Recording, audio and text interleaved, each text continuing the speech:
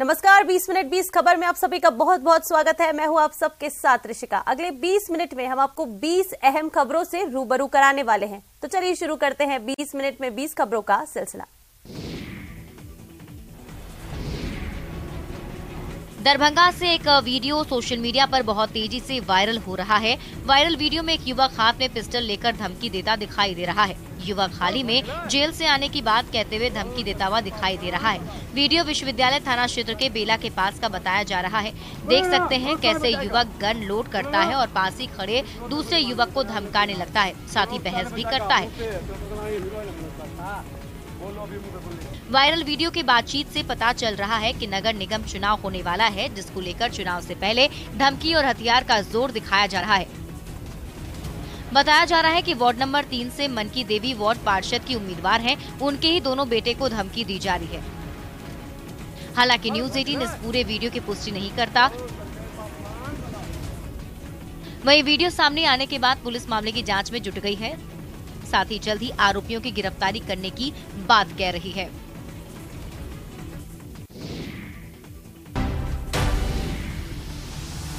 धनबाद के वासुदेवपुर बस्ती से 100 मीटर के दायरे में चल रही आउटसोर्सिंग के पास बंद मुहानी खुलने से भारी मात्रा में गैस का रिसाव हो रहा है, साथ ही आग की लपटें भी निकल रही है। घटना के बाद से बस्ती के लोगों में दहशत का माहौल बना हुआ है। रविवार की देर रात बीसीसीएल के बंद ओसीपी अचानक तेज आवाज के साथ जमीन फट गई और भारी मात्रा में गैस रिसाव एवं आग की लपटें निकलने लगी, जिससे आउटसोर्सिंग से 100 मीटर के दायरे में रह रहे करीब सैकड़ों घर के लोग दहशत के कारण रात जागकर बिता रहे हैं। वहीं ग्रामीणों का कहना है कि प्रबंधक उन्हें सुरक्षित पुनर्वास की नियोजन देकर सुरक्षित स्थान पर बसाए, ताकि वे चैन और सुकून के साथ जी सके। वहीं बीसीसीएल के प्रबंधक घटनास्थल पर पहुंचकर स्थल का मुआयना किया। प्रबंधक ने कहा कि स्थिति नियंत्रण में है, साथ ही आग निकलने वाली जगह की भराई करा दी जाएगी। उन्होंने आश्वासन दिया है कि लोगों को डरने की जरूरत नहीं है। प्रबंधन हर स्थिति पर नजर रख रहा है।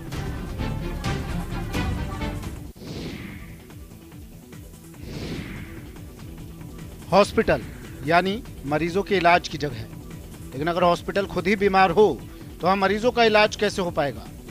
कोटा संभाग के सबसे बड़े अस्पताल एमबीएस अस्पताल की हालत भी ऐसी ही हो गई है, जहां मरीजों का इलाज कितने कारगर तरीके से होता है इसकी बात तो छोड़ ही दीजिए, मरीजों की देखभाल के लिए साथ आने वाले कई तरह की बीमारियों के शिकार हो रहे हैं। देखिए, अस्पताल में लगी इन पानी की टंकियों को, इन टंकियों से ही वार्डों और आईसीयू में पानी की सप्लाई की जाती है, लेकिन कई टंकियों के ढक्कन गायब हैं, कई टंकियों के ढक्कन टूटे हुए हैं, यानी सर्दी गर्मी बारिश में टंकियां यूं ही खुली पड़ी रहती हैं। इतना ही नहीं, टंकियों की सालों से सफाई तक नहीं हुई है। नतीजा, कई टंकियों में काई जम गई है, मच्छरों ने इन्हें अपना डेरा बना रखा है। सोचिए, इन टंकियों का पानी पीने के बाद लोगों की क्या हालत होती होगी। इन टंकियों की सफाई के लिए एक इंचार्ज और कई संविदा कर्मी भी रखे गए हैं, लेकिन बदहाल टंकियां पानी के साथ साथ बीमारियां बांट रही हैं।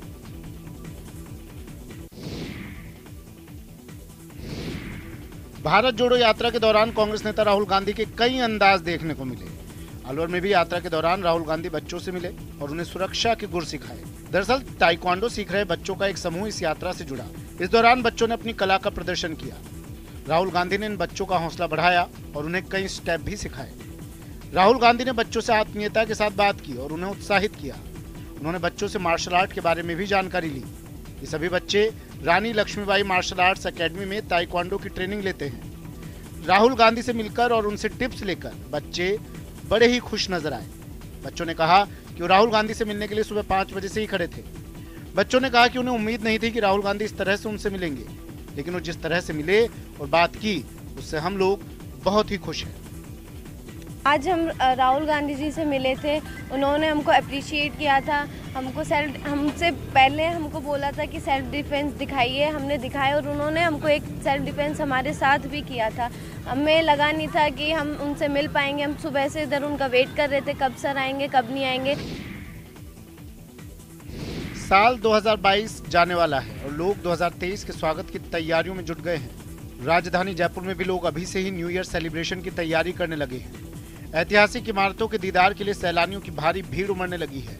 वहीं सभी होटल्स भी बुक हो चुके हैं। जयपुर के Jantar Mantar, Albert hall, Amer fort, Nahargarh पर सैलानियों का तांता लगा हुआ है। करीब 2 साल बाद नए साल के स्वागत में ऐसी चहल पहल देखी जा रही है। जिससे होटल कारोबारियों के चेहरे पर भी रौनक आ गई है।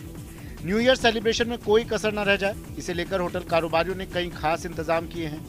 2 साल बाद ही सही, आने वाले साल को लोग यादगार बनाना चाहते हैं। यही कारण है कि बड़ी संख्या में सैलानी पहुंच रहे हैं। हालांकि अभी भी विदेशी सैलानियों की संख्या कम नजर आ रही है।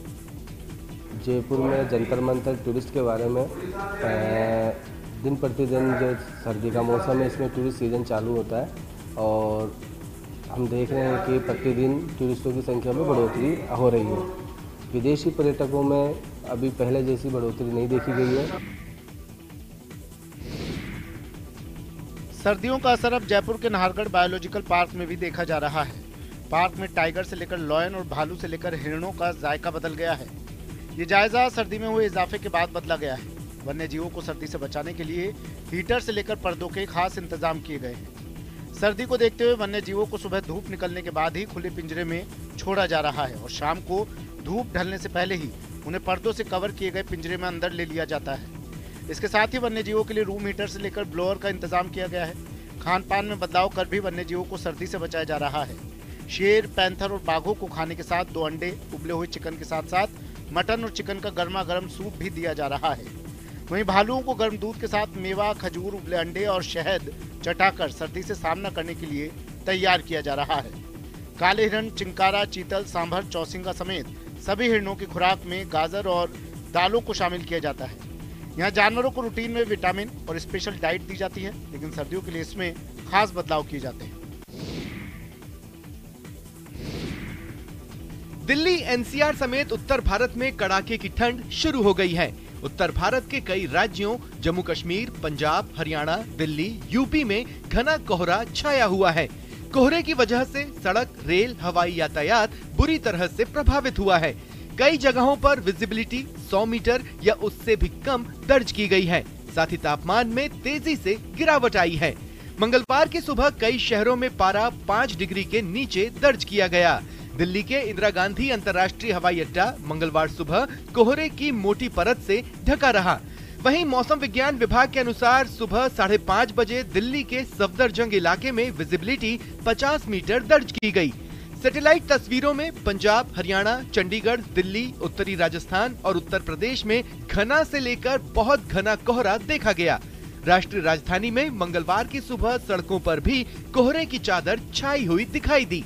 IMD ने अगले 5 दिनों के दौरान उत्तर पश्चिम भारत के मैदानी इलाकों में घना से बहुत घना कोहरा रहने का अनुमान लगाया है। पहाड़ों पर ताजा बर्फबारी और तेज हवाओं के कारण मैदानी इलाकों में ठंड ने अपना असर दिखाना शुरू कर दिया है। उत्तर प्रदेश के भी कई शहरों में ठंड का कहर दिखने लगा है। राजधानी लखनऊ सहित कानपुर, मथुरा, प्रयागराज, अयोध्या में तेज होती ठंड ने जनजीवन अस्त व्यस्त कर दिया है। ठंडी हवाओं के साथ घने कोहरे का असर भी कई इलाकों में देखा जा रहा है। कोहरे के कारण सड़कों पर वाहनों की आवाजाही पर भी खासा असर देखा जा रहा है। कड़ाके की ठंड से बचने के लिए लोग अलाव का सहारा ले रहे हैं। शहर के चौक चौराहों पर भी लोग अलाव जलाकर ठंड को मात देने की कोशिश कर रहे हैं। मौसम विभाग के मुताबिक आने वाले दिनों में ठंड और तेज होगी। मौसम विभाग के मुताबिक मंगलवार को प्रयागराज में 11 डिग्री सेल्सियस, गोरखपुर में 12 डिग्री सेल्सियस, मेरठ में 10 डिग्री सेल्सियस, बरेली में 10 डिग्री सेल्सियस, बहराइच में 11 डिग्री सेल्सियस, झांसी में 10 डिग्री तापमान दर्ज किया गया।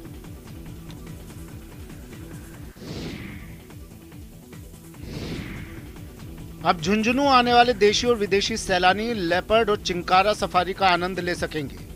वन विभाग और झुंझुनू जिला पर्यटन विभाग इसे लेकर जोर शोर से तैयारियों में जुटा हुआ है और सब ठीक ठाक रहा तो अगले साल से झुंझुनू बीड़ आने वाले सैलानी जंगल सफारी का मजा उठा सकेंगे, जबकि खेतड़ी के बांसियाल और उदयपुर वाटी के मनसा में लेपर्ड सफारी का आनंद ले सकेंगे। दरअसल खेतड़ी के बांसियाल, उदयपुर वाटी के मनसा माता क्षेत्र और झुंझुनू बीड़ को रिजर्व घोषित करने दिया गया है। बांसियाल और मनसा माता में लेपर्ड लाकर छोड़े गए हैं। इनका कुनबा लगातार बढ़ रहा है, जिसके बाद सरकार ने पहाड़ी इलाके के साथ घने जंगल वाले बांसियाल और मनसा को लेपर्ड सफारी के लिए चुना है। इसे लेकर वन विभाग ने पीने के पानी के कुंड बनाए हैं, साथ ही सोलर चलित ट्यूबवेल लगाए हैं। वन विभाग ने 6 चौकी भी बनाई है। यहाँ वन्य जीवों के संरक्षण के लिए करीबन 102 वर्ग किलोमीटर एरिया रिजर्व किया गया है। वहीं बांसियाल में 31 किलोमीटर का ट्रैक भी बनाया गया है, जबकि मनसा पहाड़ी के जंगलों में 14.5 किलोमीटर का रास्ता बनाया गया है। कहने को तो देश में शिक्षा का अधिकार कानून लागू है, लेकिन अभी भी बड़ी संख्या में बच्चे स्कूलों के बजाय फुटपाथों पर दर दर भटकते मिल जाएंगे, जिनकी तरफ शायद ही सरकार का ध्यान है। हालांकि कई ऐसी संस्थाएं हैं जो ऐसे मासूमों के जीवन में शिक्षा की अलख जगा रहे हैं। सीकर के नीमका थाना की कच्ची बस्तियों में रहने वाले बच्चों की शिक्षा और सेहत को लेकर मुक्त आकाश संस्था ने अनूठी पहल शुरू की है। संस्था ने झुग्गी झोपड़ियों में रहने वाले 60 बच्चों की शिक्षित बनाने का बीड़ा उठाया है। शहर के औद्योगिक इलाके में मुक्त आकाश संस्था की फुटपाथ पाठशाला में 60 से ज्यादा बच्चे रोजाना पढ़ने आते हैं। इस फुटपाथ पाठशाला से जुड़ने के बाद बच्चों के रहन सहन के तरीके और सोच में भी बदलाव आया है। कुछ बच्चों में नशे की लत भी थी, लेकिन अब उन पर पढ़ाई का नशा छा गया है। संस्था के सचिव ललित ने बताया कि कोविड के दौर में जब उन्होंने एक बच्चे को कचरा चुनते देखा तो उन्हें ऐसे बच्चों को पढ़ाने का विचार आया, जिसके बाद उन्होंने मित्रों से चर्चा कर संस्था बनाई और झुग्गियों में रहने वाले बच्चों को पढ़ाना शुरू किया। शुरुआत में तो बच्चे नहीं आ रहे थे, उनके घर वालों ने भी विरोध किया, लेकिन धीरे धीरे सब कुछ ठीक होता गया। अब संस्था की फुटपाथ पाठशाला से 60 बच्चे जुड़े हैं। वो एक आंख से लाचार है, लेकिन उसने बीएससी गणित की परीक्षा में गोल्ड लाकर अपने परिवार में उम्मीदों की रोशनी भर दी है। जी हां, रिक्शा चालक की बेटी ने अपनी प्रतिभा की रोशनी से सबको चकाचौंध कर दिया। बुलंदशहर की रहने वाली शमा परवीन ने मेरठ के चौधरी चरण सिंह यूनिवर्सिटी की बीएससी गणित में गोल्ड मेडल हासिल किया। जैसे ही बेटी को राज्यपाल ने गोल्ड मेडल दिया, रिक्शा चालक पिता की आंखों से झरझर आंसू बहने लगे। शमा परवीन का कहना है कि वो कामयाब होकर परिवार की तकदीर बदल देगी। वो कहती है कि वो अपने भाई बहन में सबसे बड़ी है, लिहाजा उस पर बड़ी जिम्मेदारी है। शमा बताती है कि उन्हें एक आंख से दिखता नहीं है, लोग उन पर ताना मारते थे, लेकिन वो इस बात से इत्तेफाक रखती हैं कि फिजिकल ब्यूटी नहीं, इनर ब्यूटी जरूरी होती है। शमा परवीन कांपती आवाज में बताती हैं कि वो आगे चलकर IAS बनना चाहती है। वो कहती हैं कि सिविल सर्विसेज में जाकर वो समाज की बुनियाद बनना चाहती हैं। शमा कहती हैं कि उनकी सफलता के पीछे उनके रिक्शा चालक पिता की सबसे महत्वपूर्ण भूमिका है और वही उनके नायक हैं। विश्व प्रसिद्ध ज्योतिर्लिंग बाबा महाकाल धाम उज्जैन करोड़ों श्रद्धालुओं की आस्था का केंद्र है। यहाँ पहुँचने वाले श्रद्धालुओं को कुछ सुरक्षा प्रक्रियाओं से भी गुजरना होगा। उनके मोबाइल और बैग ले जाने पर नए नियमों के तहत प्रतिबंध होगा।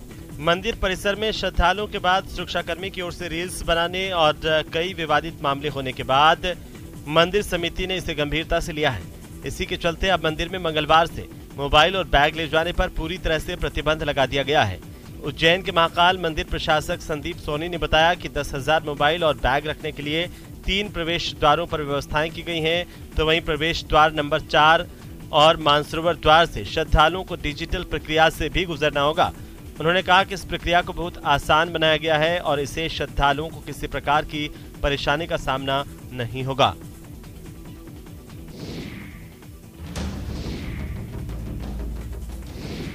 छत्तीसगढ़ के अलग अलग जिलों में हाथियों का उत्पात लगातार जारी है। ताजा तस्वीरें रायगढ़ जिले की हैं, जहां हाथियों का झुंड रायगढ़ वन मंडल और घरघोड़ा वन परिक्षेत्र के आसपास के गांव में पहुंच गया है। मिल रही जानकारी के मुताबिक झुंड में 25 हाथी हैं, जो गांव की तरफ बढ़ रहे हैं। सड़क पार करते हुए हाथियों को वहां से गुजरने वाले राहगीरों ने अपने कैमरे में कैद किया। हाथी इलाके में लगातार विचरण कर रहे हैं। हाथी लगातार फसलों को नुकसान पहुंचा रहे हैं।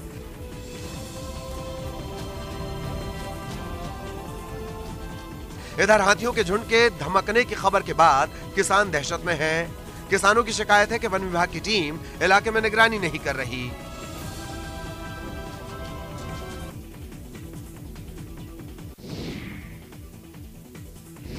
जम्मू कश्मीर में त्रिस्तरीय पंचायती व्यवस्था लागू होने के बाद कई दुर्गम इलाकों में भी विकास की रोशनी पहुंचने लगी है।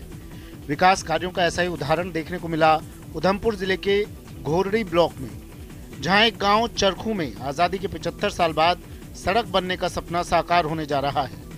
प्रधानमंत्री सड़क योजना विभाग ने लंगा से चरखू तक सड़क का निर्माण शुरू कर दिया है। गांव के लिए सड़क बनती देख ग्रामीण बहुत ज्यादा खुश हैं और इसके लिए सरकार और प्रशासन का आभार जता रहे हैं। ग्रामीणों का कहना है कि सरकार ने गांव तक सड़क पहुंचाकर उनके पिछड़ेपन का दाग धोने का प्रयास किया है। इससे क्षेत्र के विकास के साथ उनकी आने वाली पीढ़ियों के लिए भविष्य के द्वार खुल गए हैं। लोगों ने घोरड़ी की BDC चेयरमैन आरती शर्मा का भी आभार जताया। जिन्होंने सड़क के लिए प्रयास किए। वहीं बीडीसी चेयरमैन आरती शर्मा ने कहा कि इस पहल के लिए वो प्रधानमंत्री नरेंद्र मोदी और केंद्रीय राज्य मंत्री डॉक्टर जितेंद्र सिंह की विशेष आभारी हैं। ग्रामीणों का कहना है कि पहाड़ी इलाका होने के कारण बच्चों को स्कूल पहुंचने में परेशानी होती थी। बीमार को चारपाई पर डालकर अस्पताल पहुंचाना पड़ता था, लेकिन अब ऐसा लगता है कि हमें कई वर्षों बाद नया जीवन मिला है।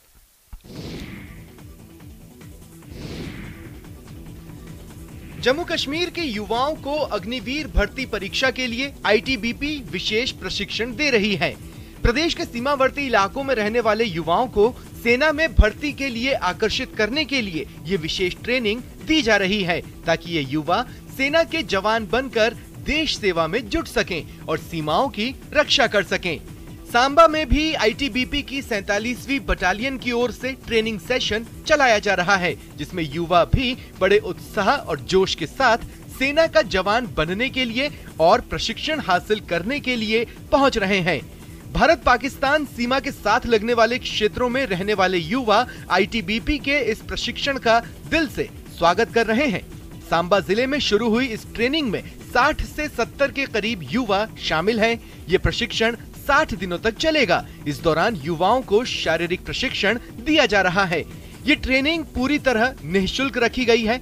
आईटीबीपी की ओर से इन जवानों को विशेष लिखित परीक्षा टेस्ट की तैयारी भी कराई जा रही है, जिसमें उन्हें सिखाया जा रहा है कि फिजिकल के साथ साथ लिखित में क्या तैयारी करनी है। आईटीबीपी के अधिकारी युवाओं को देश के लिए कुछ करने की सभी योजनाओं के बारे में जागरूक भी कर रहे हैं। कहते हैं अगर कुछ कर गुजरने की हिम्मत हो तो हर असंभव काम संभव हो जाता है। ऐसा ही कुछ कर दिखाया है बांका के सुदूरवर्ती दक्षिणी क्षेत्र चादन प्रखंड के बाबू महल के आदिवासी किसान नुनेश्वर मरांडी ने। इन्होंने जिले की पथरीली और बंजर जमीन को हरियाली की चादर से ढक दिया है। जंगली और पथरीली भूमि में ये बागवानी करते हैं, साथ ही साथ यहाँ पर पेड़ भी लगाते हैं, जिससे अब ये इलाका हरा भरा नजर आने लगा है। अपने दोस्त से प्रेरणा लेकर इन्होंने बागवानी शुरू की और आज करीब 50 एकड़ भूमि पर बागवानी और मिश्रित खेती कर लाखों रुपए कमा रहे हैं। ये अपने बागान में अमरूद, आम, नींबू, सेब, कीवी, अंजीर, संतरा, तेजपत्ता, गरम मसाले के पौधे की भी खेती करते हैं। यही नहीं, मुख्यमंत्री नीतीश कुमार जब अपने विकास यात्रा के तहत बांका पहुंचे थे तो इनकी पथरीली और बंजर भूमि पर लगे बागवानी देखने पहुंचे थे। वहीं स्थानीय लोग भी इनकी कर्मठता से इतने प्रभावित होते हैं जो फलों की खरीदारी करने इनके बागान पहुंच जाते हैं। इन दिनों देशी विदेशी पर्यटकों से नालंदा खंडहर गुलजार होने लगा है। ठंड का मौसम आते ही देशी विदेशी सैलानियों का आना शुरू हो जाता है और पर्यटक भी यहां पहुंचकर काफी शांति महसूस करते हैं। नालंदा खंडहर में पर्यटकों की चहलकदमी बढ़ी हुई है। लोग दर्शनीय स्थल के दीदार में मशगूल हैं। दरअसल नालंदा विश्वविद्यालय के जमीन से निकली इमारतें देखने के लिए हर दिन हजारों की संख्या में पर्यटक इन दिनों नालंदा पहुँच रहे हैं। नालंदा खंडहर घूमने के लिए बिहार राज्य सहित पड़ोसी राज्य झारखंड, बंगाल, उत्तर प्रदेश सहित महाराष्ट्र, गुजरात, दिल्ली, राजस्थान सहित अन्य राज्यों से बड़ी संख्या में लोग आते हैं। साथ ही दूसरे देश नेपाल, बांग्लादेश और भूटान से भी बड़ी संख्या में लोग पहुंच रहे हैं। 30 एकड़ में फैले प्राचीन विश्वविद्यालय नालंदा खंडहर सर्दियों के मौसम में सैलानियों से पटा पड़ा रहता है। यूनेस्को ने नालंदा विश्वविद्यालय को विश्व धरोहर घोषित किया है। यहाँ हर दिन बिहार सहित अन्य प्रदेश से सैलानी खंडहर को देखने आते हैं। स्कूली बच्चे भी अपने इतिहास को जानने के लिए यहाँ शिक्षक के साथ पहुँचते हैं। धर्मशाला की ग्लोबल सिटी मैक्लोडगंज दुनिया भर में पर्यटन के लिए मशहूर है। यहाँ पर्यटन के बल पर ही कारोबारियों का हर साल करोड़ों का टर्नओवर है। इस पर्यटन कारोबार को नया आयाम दिया है सैनिक पृष्ठभूमि से ताल्लुक रखने वाली एक महिला ने, जिन्होंने देश के सैनिकों और उनके परिवारों के लिए एक बड़ा फैसला लिया। उन्होंने धर्मशाला से पर्यटन नगरी नड्डी के बीच आने वाले टेंगल बोर्ड में जय 12 नाम से एक ऐसा फूड कॉर्नर तैयार किया है, जिसे पूरी तरह से भारतीय सेना की छावनी का लुक दिया गया है। यही नहीं, यहाँ सैनिकों के लिए हर फूड आइटम में 40% रियायत भी दी जा रही है। टेंगल बोर्ड ऊंची पहाड़ियों पर बसा हुआ एक ऐसा हिल स्टेशन है जिसके इर्द गिर्द भारतीय सेनाओं की छावनियां भी हैं। ये बॉर्डर की ही तरह प्रतीत होता है। ऐसे में जैकलाई 12 के कर्नल की धर्मपत्नी अंजू राणा ने इस रेस्टोरेंट को बॉर्डर की ही तरह डिजाइन किया। यहाँ आकर पर्यटक फौजियों की रूटीन लाइफ को महसूस कर सकते हैं, क्योंकि यहाँ 2 बंकर और 1 मचान भी बनाया गया है। भारतीय शास्त्रीय संगीत के क्षेत्र में देश में सर्वाधिक प्रतिष्ठित महोत्सव विश्व संगीत समागम तानसेन समारोह का संगीत धानी ग्वालियर में भव्य शुभारंभ किया गया। खजीरा स्थित सुर सम्राट तानसेन की समाधि के पास चैन केशव मंदिर बेलूर की थीम पर बने भव्य और आकर्षक मंच पर देश के सुप्रतिष्ठित बांसुरी वादक पंडित नित्यानंद हल्दीपुर मुंबई को राष्ट्रीय तानसेन सम्मान से विभूषित किया गया। साथ ही मुंबई की संस्था Samaveda society for performing art को राजा मानसिंह तोमर सम्मान से अलंकृत किया गया है। ये सम्मान कला और संस्कृति के क्षेत्र में उत्कृष्ट कार्य कर रही संस्था को दिया जाता है। समारोह में संस्कृति मंत्री उषा ठाकुर ने पंडित नित्यानंद हल्दीपुर को राष्ट्रीय तानसेन अलंकरण दिया। मंच पर पंडित नित्यानंद को 5 लाख रुपए की सम्मान राशि, प्रशस्ति पट्टिका और शॉल श्रीफल भेंट किए गए। इस दौरान बांसुरी वादक पंडित नित्यानंद ने अपनी प्रस्तुति दी। साथ ही देश के अलग अलग हिस्सों से आए कलाकारों ने भी यहां पर अपनी एक से बढ़कर एक प्रस्तुतियां दी।